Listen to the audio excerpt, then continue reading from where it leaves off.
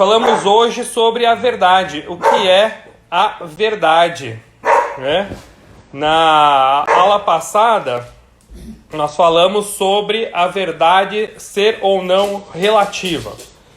E eu passei para vocês diversas posturas de filósofos que afirmam a verdade ser relativa. E o resultado disso, nós caímos num relativismo que leva a algo muito perigoso, onde a conduta da sociedade, onde as questões da nossa sociedade seriam resolvidas por um princípio externo, como eu falei no final da aula de hoje. Uma lei, né? Um princípio religioso. Agora, existem várias religiões, qual religião seguir? A da maioria? Existem várias leis, qual lei seguir, né? E nós sabemos de leis que são leis que ferem a dignidade humana de alguns países. Né? Uma lei que, por exemplo, coloca a mulher como inferior ao homem, uma lei do período escravagista, uma lei da época nazista, por exemplo, né? Então tudo isso é muito arriscado. Hoje, além de mostrar que a verdade ela é possível chegar a ela, eu também mostrei algumas falhas desses filósofos relativistas. Também mostrei a questão da polêmica do vestido, né? Eu vi alguns comentários lá no vídeo, na hora da estreia do vídeo, né? Teve gente que viu branco e dourado. Eu juro que eu não consigo enxergar de jeito nenhum branco e dourado, mas o vestido é preto e azul, gente. Tem gente que vê, né? Assim como a outra imagem que eu mostrei das bolinhas amarelas mexendo, tem gente que também vê parada. Eu sempre vi elas mexendo, mas elas são paradas. Elas são paradas, mas dá a impressão, a grande maioria das pessoas veem ela mexendo, né?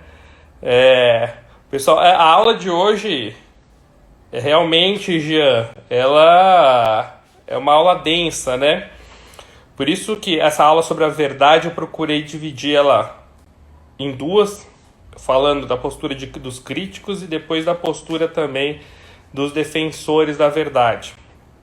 Dos críticos, além de mostrar as várias teorias, mostrar o perigo. Eu acho que hoje em dia nós temos essa postura, muitas pessoas têm essa postura de que a verdade é relativa. Por que as pessoas têm essa postura? Porque foram educados assim, digamos, né? Porque existe uma postura hegeliana muito forte na sociedade hoje. E como eu comentei na live passada, tá? O vídeo tá disponível, né, no Instagram, é cômodo eu considerar a verdade relativa. Só que é perigoso, é muito perigoso. É cômodo desde que as pessoas aceitem a minha verdade. E se não aceitam, né? Muito bem. A Beatriz, aliás, eu quero mandar um grande beijo aí para Beatriz, viu? Os seus resumos são ótimos. Olha, parabéns, viu, Bia? É complicado pensar no conceito de verdade do realismo, com seres convergindo para o bem comum, ética e moral numa sociedade com pessoas tão díspares. Olha, muito bom o seu comentário, Bia. Gostei. Eu mostrei no final todas as bolinhas convergindo, né? Que seria cada bolinha sendo um ser humano, convergindo para um lado só. É lógico, gente, que isso é utópico, tá? A gente nunca vai chegar numa sociedade dessa, tá? Então, como eu falei no vídeo, a gente não pode abolir as leis. Olha, eu vou abolir as leis, vamos abolir tudo, vamos chegar à verdade e seguir a verdade. Claro que não, tá? Porque não todos chegarão ao princípio da verdade. Agora, por que não chegarão? Não chegarão, primeiro, por uma deficiência nossa. Cada um tem, né? Nem todo mundo é tão genial quanto Aristóteles ou quanto Tomás de Aquino, tá? Somos, né, pobres coitados que tentamos se aproximar desses grandes homens, né? Tivemos mentes aí muito iluminadas ao longo de todos os séculos. E nem todos chegam aí. E depois, muitos não querem, tá? É cômodo, como eu falava, ficar na verdade relativa. Agora, Quando eu tenho uma postura relativista, eu vou ter que guiar a sociedade através, sei lá, de uma democracia, de uma maioria. O problema é quem é essa maioria, ou quem está dominando. Porque você pode dominar através de um poder autoritário, um autoritarismo, que vai desde dos monarcas déspotas, né, de séculos atrás, tá? E nós também temos, né, os grandes ditadores que não só mobilizavam pessoas, como também privavam as pessoas de chegar na verdade.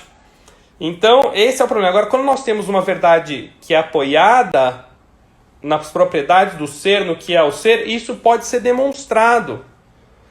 Então, eu sempre procuro terminar os vídeos deixando vocês um pouco, né, com um gostinho de quero mais, deixando vocês com a pulga atrás da orelha para assistirem o próximo, né? Eu falei da liberdade. O que é a liberdade? Né? E hoje, já adiantando para vocês, tem muita gente que considera a liberdade, né, como algo que alguém tem que me dar. Tá? A gente ouve falar que a liberdade é um direito. Sim, todo mundo tem o direito de ser livre. Mas se eu considero só a liberdade como um direito, alguém tem que me dar a liberdade, quando na verdade eu tenho que chegar à liberdade. Isso eu vou falar no próximo vídeo. É um conceito parece um pouco só meio estranho, mas faz todo sentido quando a gente começar a estudar. Mesma coisa, o que é o ser humano? Né? Nós estamos vendo, né, esses protestos que estão acontecendo por causa, né, de preconceitos raciais. E hoje nós temos, né, por uma boa educação, a grande maioria, as pessoas bem informadas pelo menos, que não existe essa questão, né, de discriminação racial. Mas há pouco tempo atrás, essa questão da discriminação era lei. Eu podia ter um escravo. Então a lei mudou. E quem me garante que essa lei não vai mudar de novo? Então eu tenho que chegar à verdade. Por que a discriminação racial é um absurdo? E não é um absurdo legal só, de lei. É um absurdo filosófico. Quando eu entendo o que é o ser humano, e a gente vai ter um vídeo sobre isso, eu entendo o que é o ser humano, eu chego à conclusão, sim, a discriminação racial é um absurdo. Mas eu entendo isso faz sentido. E se algum país, em alguma época, promulgar alguma lei contra isso, a gente não vai aceitar. Porque se fez clara a verdade se impõe. Né? É a última frase que eu coloquei para vocês, né, no vídeo da Hannah Arendt. Tá?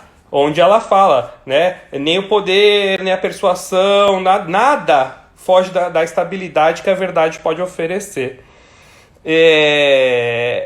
A Beatriz tinha comentado anteriormente sobre poucos têm acesso à educação. Tem isso também, né? Poucos têm acesso à educação. E como que é dada essa educação? Porque muitos foram educados nessa linha de que a verdade é relativa. Tá? E isso é perigosíssimo, né? Agora vamos ver aqui, ó. O ponto de considerar a verdade relativa não é perigoso? Tentar contestar a ciência já comprovada com faz até a ser redonda e essas coisas. Exatamente. Então, se eu querer ficar contestando tudo, eu vou ficar contestando, né? Eu abro mão, né, de tudo que eu vi anterior, de tudo que eu conquistei anteriormente, né? E eu não consigo sair, né? Descartes negou toda a ciência anterior, toda a filosofia anterior a ele. E aí como é que ele ia fazer? Ele ia começar do zero? Ia desprezar Platão, Aristóteles e todo mundo, né? Aqui tem muitas pessoas aqui acompanhando, alguns alunos aí da faculdade de medicina.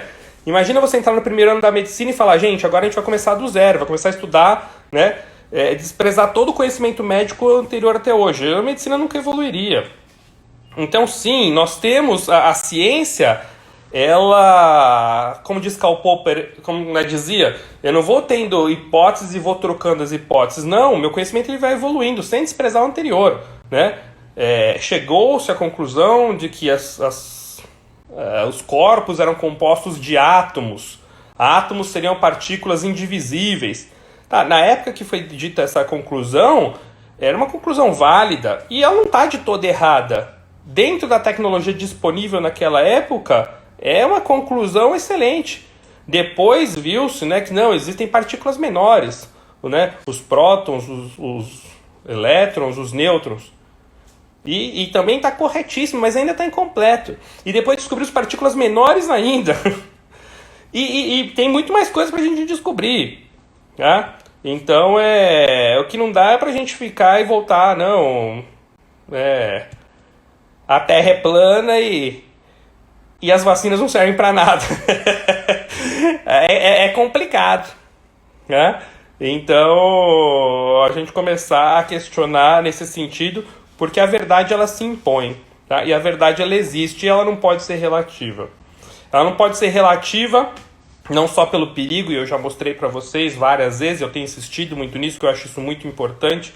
É muito fácil falar que a verdade é relativa, mas ninguém quer assumir as consequências disso.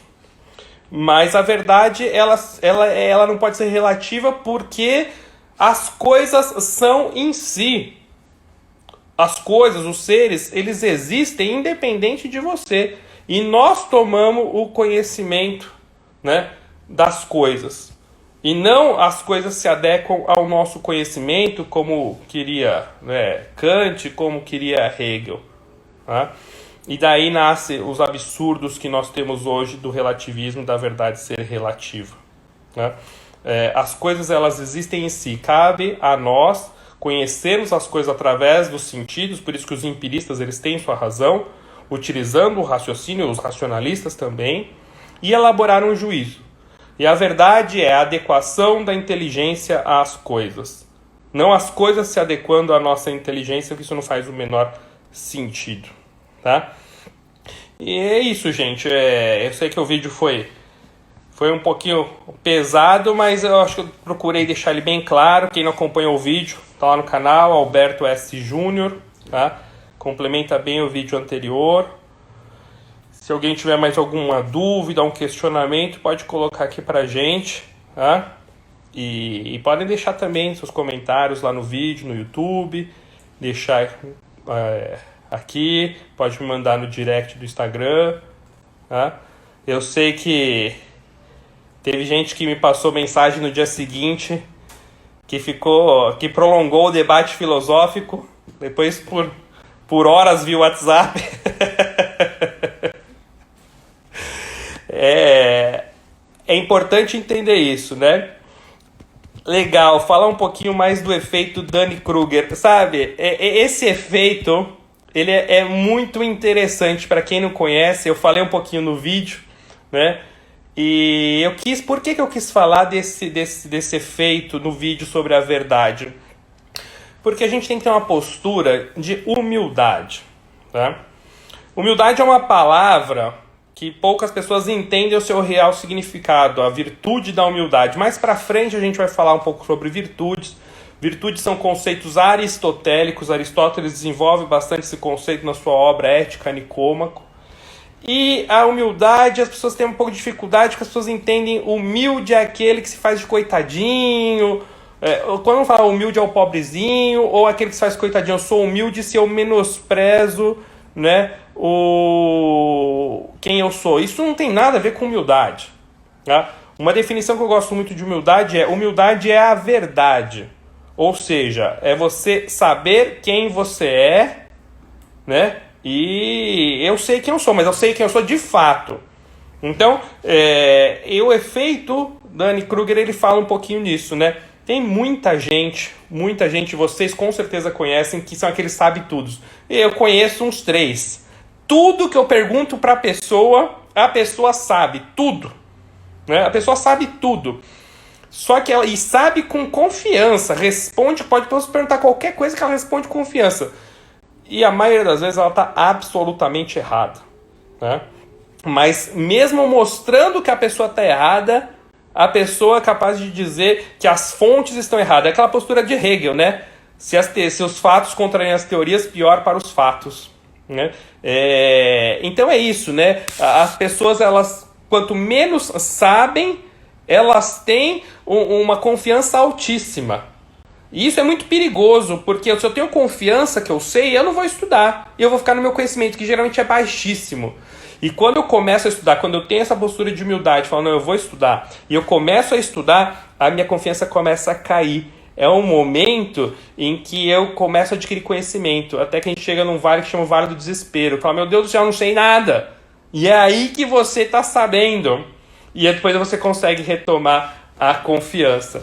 Então, esse efeito é muito interessante para quem não conhece, por isso que eu quis falar, porque essa tem que ser a nossa postura em relação à verdade, né? As minhas verdades, eu já sei, eu tenho as minhas opiniões. Foi aquela pergunta que eu coloquei no final do vídeo, que eu sempre coloco um devemos pensar para fechar, né? Para pensar. Eu vou basear meus princípios o quê? Nas minhas opiniões? Mas quais são as minhas opiniões? O que eu estudei, o que eu ouvi, o que eu fui atrás? Quais as consequências das minhas opiniões? Por isso que eu quis falar bastante desse efeito, né?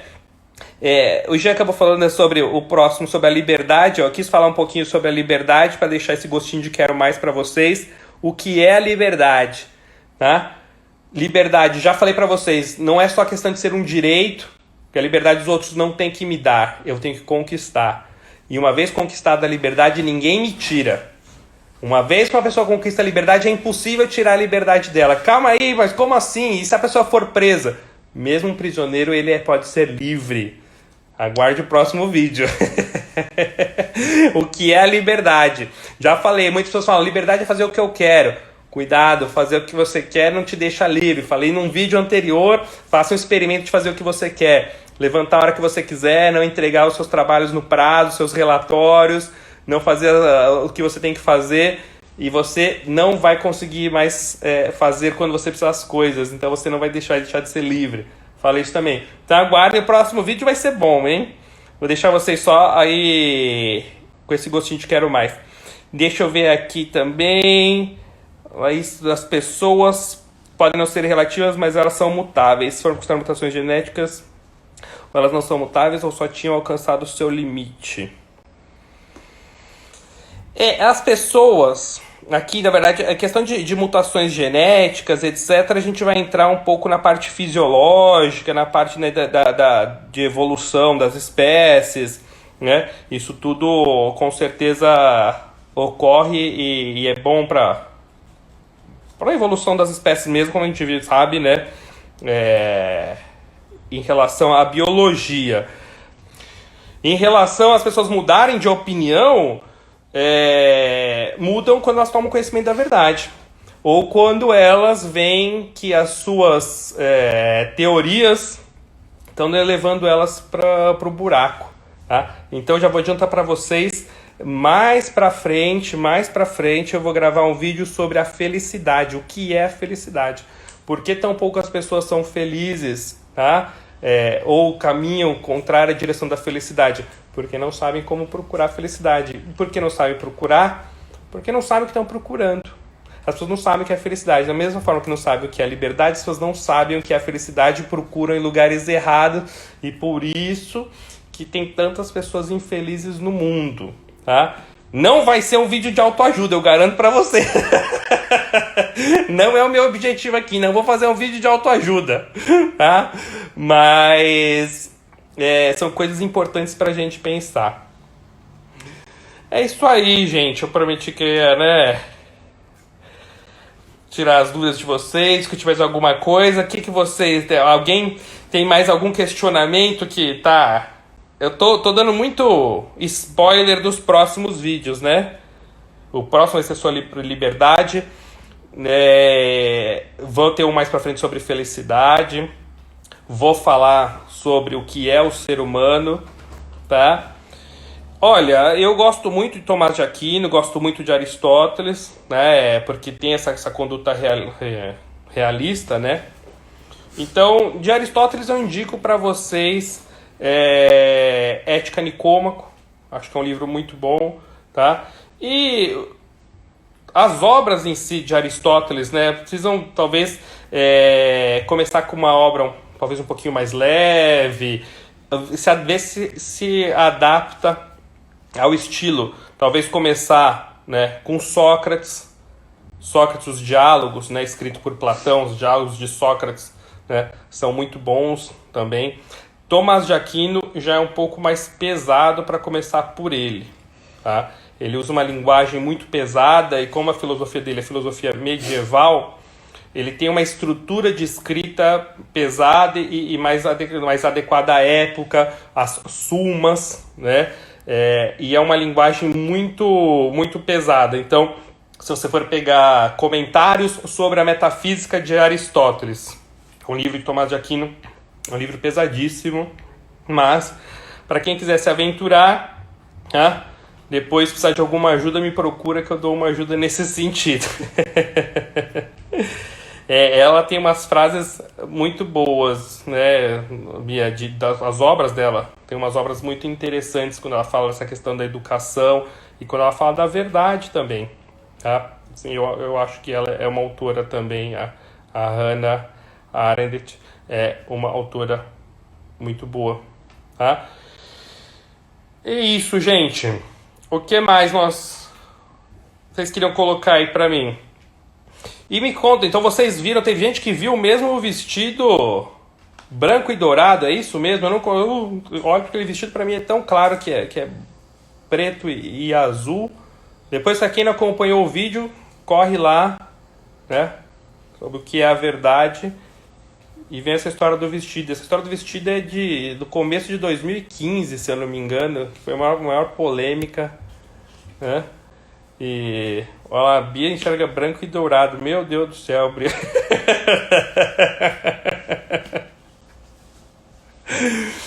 Pois é.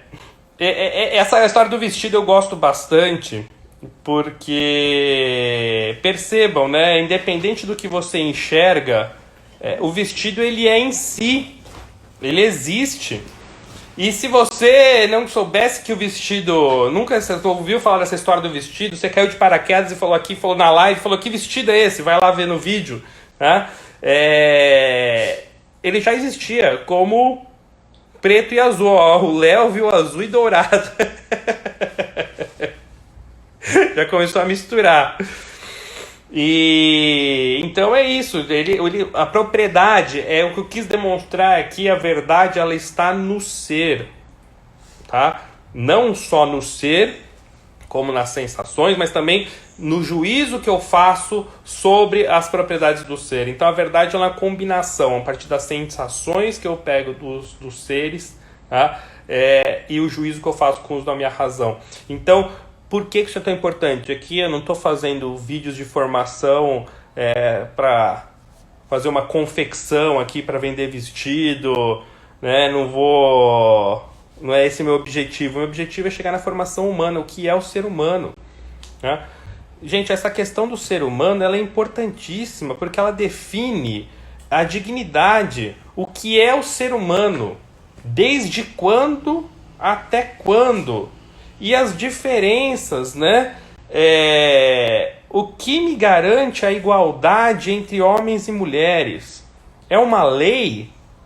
Porque se for uma lei, tem países onde essa igualdade não existe. Então quem está certo? Então quer dizer que a mulher desses países ela realmente é inferior ao homem e ela deve, então, se colocar no papel inferior, né? Se a verdade está numa lei, né? Agora tem que tomar cuidado, acabou de entrar aqui uma advogada na live. Mas a verdade, se ela está num conjunto de regras estabelecida por alguém, se ela está numa lei, né? Então é o contrário, eu não tenho que basear minha verdade numa lei. As leis têm que ser baseadas numa verdade. E essa verdade ela está no ser. Então, o que é o ser humano? Qual é a realidade? Onde está a diferença entre homens e mulheres? Aonde está? Essa diferença está na essência do ser e, por isso, eles são diferentes e podem ser tratados como diferentes, como em poucos lugares, graças a Deus, em poucos lugares. Ou essa verdade, essa diferença ela é acidental, como diria a metafísica. E por ser acidental, os acidentes são as características dos seres, ela não está ligada à essência. E por isso, eu pego duas canetas, uma caneta azul e uma caneta vermelha. A diferença da caneta azul para a caneta vermelha é o acidente da cor. Uma tem cor azul, outra tem a cor vermelha. Isso é um acidente, é uma característica.